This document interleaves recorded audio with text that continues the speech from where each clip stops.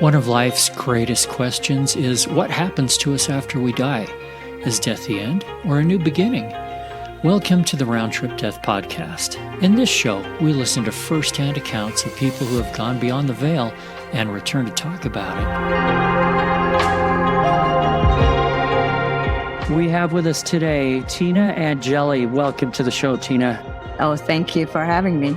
Tina, you are just a sweetheart, and I can't wait for everybody to get to know you a little bit better. Are you from Italy? Yes, I was born in Italy. I came to this country when I was 14 years old. So you have just a teeny hint of an accent still in there. I love it. Yeah. And what does Angeli mean? Angeli means angels in Italian. Is that just a coincidence, or did your family seek that out somehow? I actually chose it after I got divorced. Oh, I like that. Okay. Before we talk about your near-death experiences, can you give us a little bit about you so our listeners can get to know you some? Okay, so I live in Granby, Connecticut, on a piece of property with the largest private labyrinth in Connecticut, which I created about 18 years ago. And it's open to the public, so people come and visit, and the energy is very powerful there. Now, I have a friend that also made a labyrinth in their backyard, and it seems quite large. How big is yours? Mine is 84 feet. It takes a quarter of an acre of land. Yeah, that's large. Mm-hmm. So if I were to walk the whole thing, how far would that be? It would be a couple of miles, I think. My husband is an engineer, so he figured that one out. For those that aren't familiar with a labyrinth, tell them what it is and what its purpose is. It's basically, in a nutshell, it's a walking prayer meditation tool. And it's an ancient, I believe the first one, they were saying that it was built like 4,000 years ago. And now it's coming back. So a lot of places like hospitals and centers build them. That's interesting. Okay, so what do you do there in Connecticut? I took early retirement a few years ago, and that's when I began to do my real work. I started to do meditation channel groups here out of my home. And I have events on my property as well, like drumming circles and things like that. And you have a support group at the hospital too, don't you? Oh, yes. The Yukon Health Center in Farmington, Connecticut. That's where it began, the near-death experience support group. But now, because of COVID, it's only online, and we have a website for that, which is ndect.org. So anybody can attend. It's always the second Monday of every month.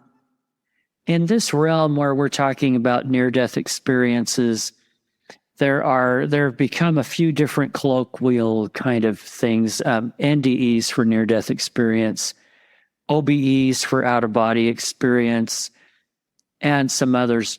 Would you mind going way back and tell us what happened to you as a small child and how it maybe fits into that?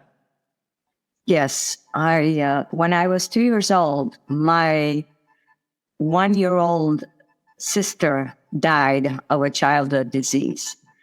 And my parents were so involved in their grief that I felt abandoned, emotionally abandoned, and a few other things which I described in my book, more details.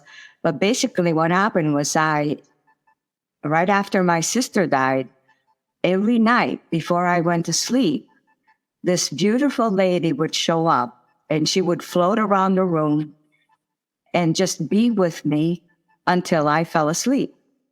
And I learned later that when situations such as this or others, examples as well, it's because what IANS, the International Association of Near-Death Studies, considers these experiences as life-transforming events. But I didn't know it then. I just thought that everybody saw floating ladies around them and stay with them until they would fall asleep. And sometimes she would hide behind a piece of furniture and play peekaboo with me. I looked forward to that every night. And that lasted until you were how old? When I was 8 years old, which I learned much later that at the age of 8, that's when the ego comes into the physical body. And that's when you start asking questions or doubting things. And I felt that this was something that other people did not do. And I didn't want to be different. So I said, okay, I don't want to deal with this right now. Automatically, no more visits until about 27 years ago, when the same angel came over my garage at night and gave me the message that she was the same one that used to come and visit me as a child in Italy. And the message for me at that time was that I needed to just accept my gift, the gift of being able to give messages to people. I didn't at that time because I felt like, oh my God, where is this coming from? I didn't have anyone to talk to at the time. And so when she came over the garage, which by the way, I hired a very gifted artist who made the cover page of the book, and it is the angel that I saw over the garage.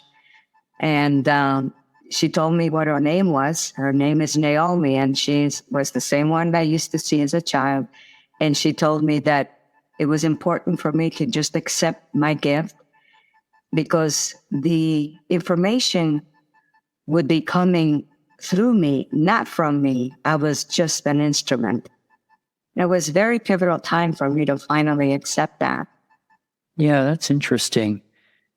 Some people that have talked to that have had experiences, not exactly like that, but with some kind of angel, have often found out some sort of a relation,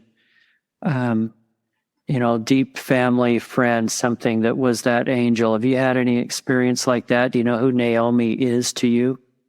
Well, I was told that Naomi, she and I have known each other since before we came on the earth. And that was part of the contract for her to be of service to me as I grew up. She's still with me all the time. As a matter of fact, when people come to walk the labyrinth, it's the strangest thing, but they forget to leave. Hours go by and they just roam around and they feel the energy there. Well, maybe someday you'll get to return the favor for Naomi. What do you think? Well, you never know. Okay. All right, let's talk about a near-death experience. What led up to your drowning? Some friends of ours and their children asked us to go with them at this lake. And it was a man-made lake. The kids were having such a great time. My children were only, oh my goodness, I was in my 20s, so my kids might have been 6, 7, and there's a 3-year difference, and so 3 or 4. So they were in the water, just enjoying themselves, and I was being very careful and watching them. And I went in because I never learned to swim, so I went in knee deep into the water, and I tripped on a rock, and I went down. I fell in, and the harder I would try to come up, the deeper I would go. And all of a sudden, it was starting to hurt because I was swallowing water and my chest hurt immensely. And all of a sudden, I heard this click, like somebody snapping their fingers, and suddenly, no more pain. I was just floating in there, no pain. And I started to see this incredible, it was like a slideshow. It was like above my head, but I could see it very clearly. And these slideshows were events that had happened to me up until that day. But some of them that I didn't recognize, I would say, what is that? Of course, telepathically. And another snap again, and they would give me the clarity that those events that I did not recognize were past lives. And the theme was all about my husband at the time, who had started to become abusive. And so when I started to see the slideshow and it showed my life in the future, and I knew instinctively that was also my life in the future and how things were going to get a lot tougher for me. He was going to become even worse at abuse. And it felt like I had a choice. I could either get out of it or just continue to stay there. But one thing that had happened, and I remember very clearly, I was very focused on doing this, on getting out of the abusive marriage, also for the sake of my children. I didn't want my girls to think that that's the way a man is supposed to treat a woman, right? And so suddenly I felt myself being pulled from the water, and it wasn't my husband that did that. It was my friend, Emma, who was there and saw me. Apparently she saw me that I was struggling. She knew that I couldn't swim, so she came and pulled me. And I felt, of course it hurt because I was, was coughing up water and the kids were crying and all that. But I also felt like I had gained this incredible strength by having this. And Ians considers that type of near-death experience a life review. Have you ever heard of a life review? Yeah, we talk about that a lot, where people remember, usually actually see, almost like a movie, events that happened during their life. Yes, and mine went all the way back to previous lifetimes that I had been with him in other lifetimes, and he also, it was a theme for him. I had died on his hands in previous lifetimes. And who's the he? My now ex-husband. Okay. I would love to ask you some questions about this, because I have a feeling there's more to it than just this little brief snippet that we've heard now. You also mentioned that they communicated telepathically to you. Can you tell me who the they are? I didn't see or hear anybody, but I knew that I was not alone. It was like I was wrapped with this most incredible, loving energy that was so protective. And as I was being given the information, again, telepathically, I just knew that I was safe somehow. And I take it that there were guides, angels, whoever was there to protect me, because it wasn't my time to go. Okay, tell us about this loving energy. What does it feel like? It feels like the most incredible warm embrace that cannot really be described in words. But it's the most amazing, incredible embrace that you could possibly ever have by any human being. That's a great description. Very emotional. It reminds me of another guest that we've had on our show that said it felt like a hug from 1,000 grandmas all at one time. That sounds good to me. Do you remember, besides your life review and seeing things that had happened to you, do you remember seeing or experiencing anything else? The thing that stands out is that snap. I would hear every time I had kind of like confusion feelings in me, I would hear the snap, and the answer would come to me, the clarity of what was being shown. So you didn't have one of those experiences where it's going down a tunnel, seeing a light at the end, all that kind of stuff. Some people do, some people don't. And some people have a different experience coming back into their body. Do you remember what that was like at all? Well, after I finally was able to cough up the water that I had in my on my chest, and the pain started to go away, it just felt like I was so. There was an incredible focus with me that I needed to get out of this situation. And I was also very protective of my two daughters. I wanted them to not experience that kind of experience from a man when they got older. So, what was the main message you came back with?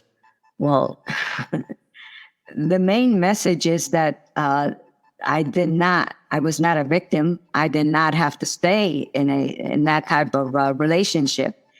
And also that extra strength that I was given through this experience. It's hard to even describe. These experiences don't happen just willy-nilly. There seems to be, there seems to be something always to be learned or something in life to be changed from it. So mostly for you, this was something to protect you and your children, right? To break the pattern of abuse, basically, from numerous lifetimes. Right. Okay. Now, I know you've self-published a book called We Are Angels. What does that mean? Where did that come from? It's funny because I knew the nudge was I needed to write this book, and I was very frustrated because English is my second language. I had never written a book before, and how was I supposed to do this? So I started to put stories together. And when I started to write the book, I hadn't even had the last near-death experience yet. But so one day I was with my oldest granddaughter, Olivia. We were making cupcakes, and I said, Olivia, did I tell you that Mimi's writing a book? She says, no, Mimi, you didn't. Are you going to have a chapter on angels? Because she and I had been talking about the angels and stuff. And I said, well, I'm sure there'll be a lot about angels. And she says, what is the title? I said, I have no idea. Why don't you ask them? And she put her little chin against the shoulder and goes, and then she says, We Are Angels. I said, is that the title of the book? And she said, yes, Mimi, that's what they said. So I kind of, brushed it aside for a bit, thinking I was, 4-year-old child. But then I started to research and see if there a book with that title existed. No, there are all kinds of books set on angels, but not that with that title. As a matter of fact, I was even able to claim my website with the same title. So weareangels.net. Yes, that's my website. Okay. So what does that mean? We are angels. Just that. We are all angels. We come on the earth to play our dramas based on the contracts that we write with each other, and then we go back home. Okay, and you just mentioned a third experience. I don't think I've heard about this one. Yes, on January 5th of 2012, I had a car crash, not far from my home, basically. I got hit by an SUV. On the driver's side, as I turned the corner, the young woman wasn't watching. She was talking to the guy sitting in our car.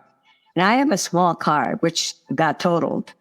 My car got spinned until it stopped on the side of the road.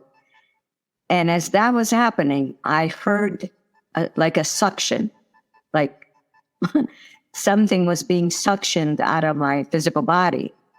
And it was my soul, which ended up, I call it a room, but it didn't have any walls. It was all this incredible, pulsating loving white light. And in this area was a table, a curved table, a very ornate table. It was like a half a moon shape. And on the other side of this table were 9 entities. What kind of entities? Give me a description. Okay, they were wearing brown capes. Their face did not have, I couldn't see eyes or mouth or nose. It was just this white light. And I knew instinctively that the reason why these entities were wearing capes was for my purpose. They wanted me to know how many there were. 9. Okay, and what was their purpose? What did they do? They were just standing there. Although I felt instinctively, I knew that the one in the middle was the one that made the decisions. I knew instinctively. And the other 8, they were just there emanating this most incredible loving energy toward me. I remember, this is all, telepathically saying, no, I'm not ready to go yet. I have so many things to do still on the earth. I was very emotional about it.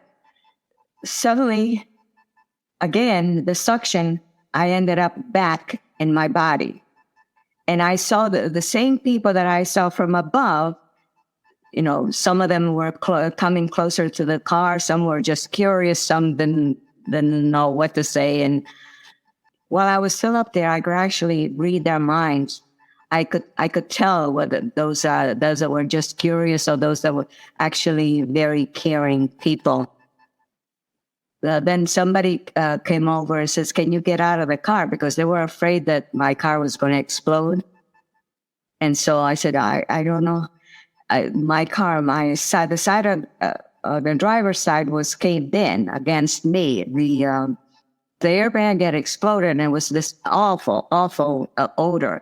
So somehow I managed to get out from the other side of the car. And then the 2 people that were waiting for me, because they felt that they couldn't help me get out, I had to do it on my own. And so then they kind of helped me by my arms. I was very, very weak. But I didn't feel anything at that point. I didn't feel any pain until I was taken to the hospital. And that's when the pain started. And they started to give me some medication. And they took me to take not x-rays, but some other form of finding out whether I had no broken bones. That's why that chapter in my book is called The Miracle Car Crash, because my car got totaled, but I didn't have any broken bones. I had black and blue marks all over the place. And the left side of my head there was a little blood coming out of there, but apparently there was no deep damage. I want to hear more about these 9 entities, as you call them. Would you call them angels? Would you call them something else? It was the strangest thing because I didn't know who they were. I never remember seeing them before. And so I started to say, gee, who were they? Who were they? And I didn't get any answers. Then I went for a session. I got hypnotized, and I was taken back to the day of the accident. And so automatically I was back there communicating with them again. And I remember more details then through this hypnotism session. And I remember that they said that more than once. They said, enjoy every breath that you take. But they never told me who they were. When you give messages to people, don't worry about what they're thinking. Just use yourself as an instrument and give it as you receive it, dear one. Just enjoy every breath you take. And interestingly enough, lately I've been using those words, enjoy every breath you take. When I see turmoil on Facebook, for example, I post those words in there, and it's like automatically people don't know how to respond, but things get calm. I feel the energy getting calm. But going back to that, so I had more information, and I could feel the sensation of how loving they were, but I still didn't know who they were. So one day I was sitting on my desk, and because I had a hard time to write this book, it took me 10 years. So I'm trying to write more on the book, and all of a sudden, my husband was at work. All of a sudden, I felt that these 9 entities were coming into the room. And so I just stopped what I was doing, and I looked around, and I didn't see them, but I could hear them. And all I heard was, your book is going to be very helpful to people that are considering suicide. Boom, they were gone. Again, didn't know who they were. And here I am frustrated, saying, oh my God, I can't even write anymore. And they're telling me that it's going to be so important. I'm not going to do this.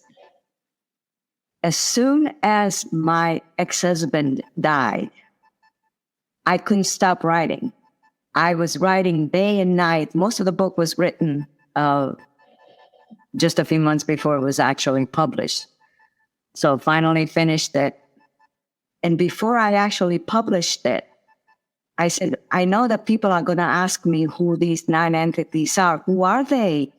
I received a message. They told me that we are the lords of karma.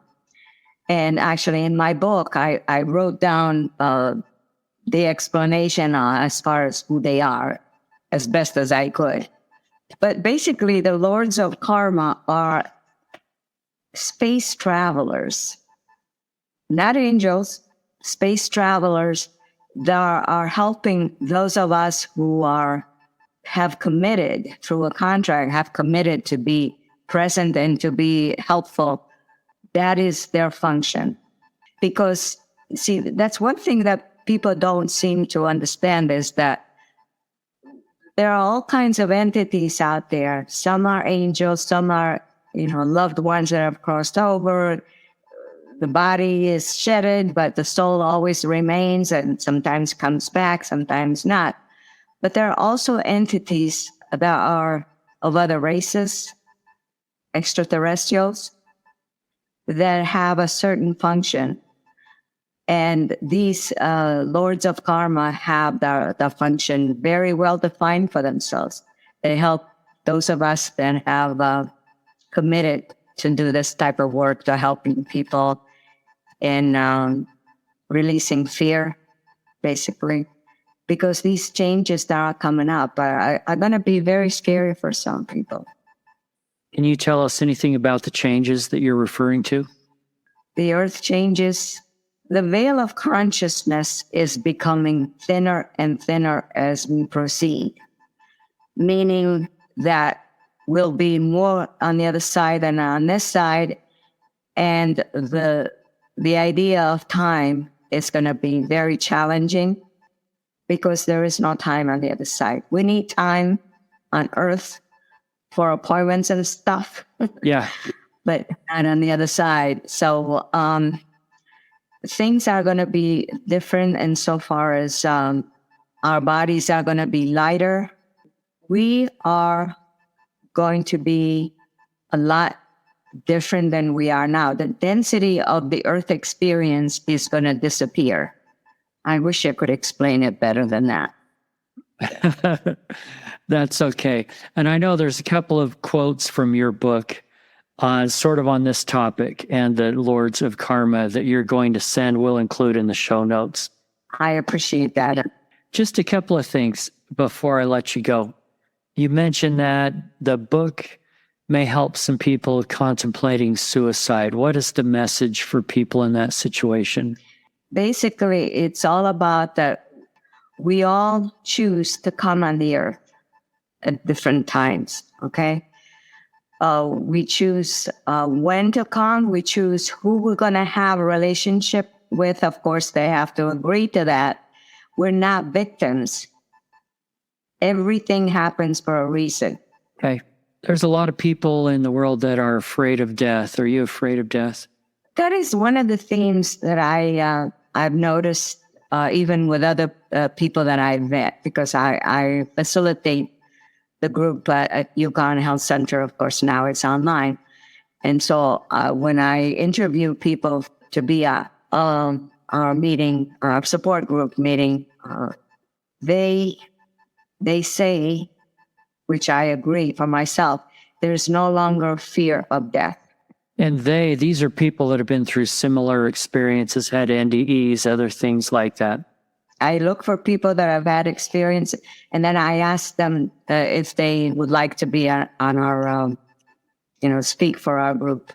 And of course, the videotape, we put it on our website, so it's viewed by many. So that's a commonality among people with these experiences, is they lose their fear of death. Can you name one or two of the other commonalities? One is that a lot of us no longer, we become aware that truly there is no religion on the other side. So lots of people let go of any kind of attachment to religions that they might have had prior to that. You talked about loving energy. Are other people experiencing that as well? Yes, it's this energy that is so loving, and it's like with no judgment. There is no judgment. It's unconditional love. And I also learned that when we cross over, when we do our life review, we're the ones who judge ourselves. Yeah.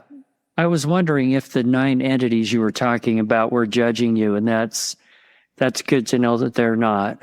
No. That it's more of us judging ourselves.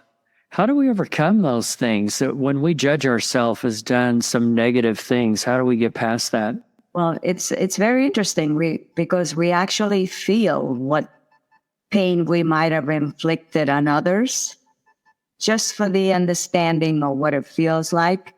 And the reason why we judge ourselves is so we can then decide how to do it differently should we decide to come back again.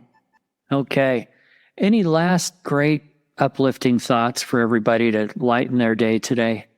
My guides tell me this all the time. Kiss, kiss, kiss, sweet one. Keep it simple, sweetie. That's what they mean by kiss, kiss. And it's important to always find humor in literally everything, not to take much too seriously, because the earth experience is all an illusion. Hey, now, when I was in college, I was taught that KISS meant keep it simple, stupid. Not according to them. They changed the keep it simple, sweetie. I like that much better. Hey, thanks a lot, Tina, for being on the show today. Welcome, Eric. Thank you for having me. If you have had a round-trip death experience, we would love to hear about it. Send an email to eric@roundtripdeath.com. And lastly, if you have found this program uplifting, if it's given you just a little more hope in the future, share it with a friend, hit that follow button, and take a few seconds to write us a review. Until next time, I wish you everything good that you're looking for in this life and the next.